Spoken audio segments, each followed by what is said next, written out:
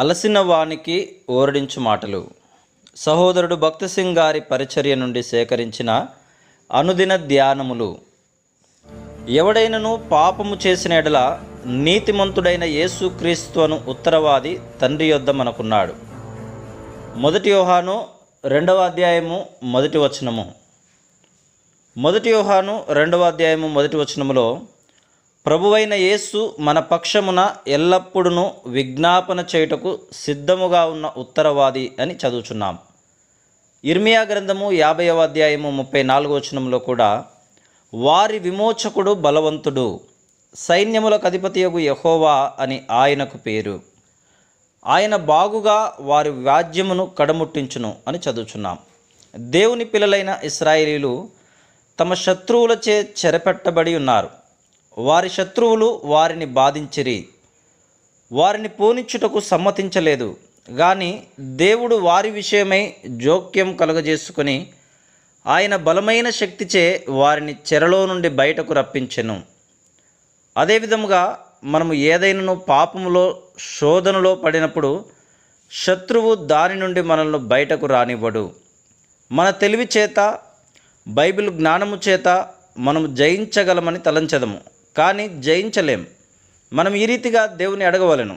ప్రభువా, ఇది నా బలహీనత, నా పతనము, దయతో నా పక్షమున విజ్ఞాపన చేయుము, నన్ను సాతాను హస్తముల నుండి విడిపించుము. విశ్వాసముతో మనం ప్రభువు యొక్క ప్రధాన యాజక పరిచర్యను ఎడతెగక కోరుకొనవలెను. నిత్యము జీవించు మన ప్రభువైన యేసుక్రీస్తు మన పక్షమున వాదించి మన తప్పిదములన్నింటి నుండి మనలను విడిపించును. ఆయన లేకుండా మనం ఏమీ చేయలేమని గుర్తించవలను. మనము ఆయన పరిపూర్ణతలోనికి వచ్చే వరకు ఆయన విజ్ఞాపన పరిచర్యపై ఆధారపడవలను. ఆ ఉద్దేశము నిమిత్తమే ఆయనకున్నదంతయు మన కొరకు ఇచ్చివేసి ఉన్నాడు. తన స్వరక్తముతో మనలను కొన్నాడు. 1 పేతురు 1వ అధ్యాయము 16వ వచనములో నేను పరిశుద్ధుడను, మీరును పరిశుద్ధులయుండుడి అని చెప్పుచున్నాడు. కనుక మనము ఆయన పరిపూర్ణతలోనికి వచ్చుటకు ఆయన విజ్ఞాపన పరిచర్య మనకు అవసరం.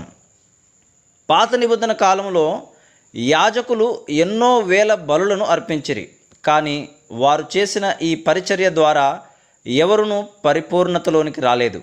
హెబ్రీలకు రాసిన పత్రిక 7వ అధ్యాయము 19వ వచనం. అయితే అవి ప్రభువైన యేసుక్రీస్తు యొక్క పరిపూర్ణమైన బలికి ఒక ఛాయ వలె ఉన్నవి. హెబ్రీలకు రాసిన పత్రిక 8వ అధ్యాయము 5వ వచనం. మెల్కీసెదెకు సర్వోన్నతుడైన దేవుని యాజకునిగా అబ్రహామునకు ప్రత్యక్షమై పరలోక ఆహారమును అతనికి తెచ్చెను. అదే అతనిని శోధన కాలంలో బలపరిచింది. కానీ అబ్రహామును పరిపూర్ణతలోనికి తెచ్చుటకు అతడు సహాయం చేయలేకపోయాను.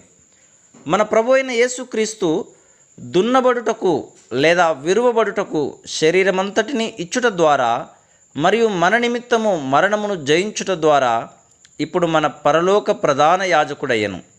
ఆయన ద్వారా మనము పరిపూర్ణతలోనికి తీసుకుని రాబడితిమి. హెబ్రీలకు రాసిన పత్రిక 7వ అధ్యాయము 24-25 వచనములు.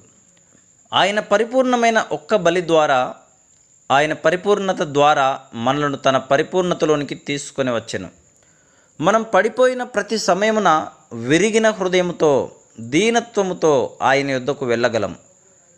ఆయన ప్రధాన యాజకత్వము ద్వారా మనలను పైకి లేపును. అనగా మనము ఎల్లప్పుడూ పాపము చేయుచూ ఉండవలనని కాదు, కానీ మన మానవ హద్దుబాట్లను గుర్తించి ఆయన యాజకత్వ పరిచర్యపై ఆధారపడవలెను.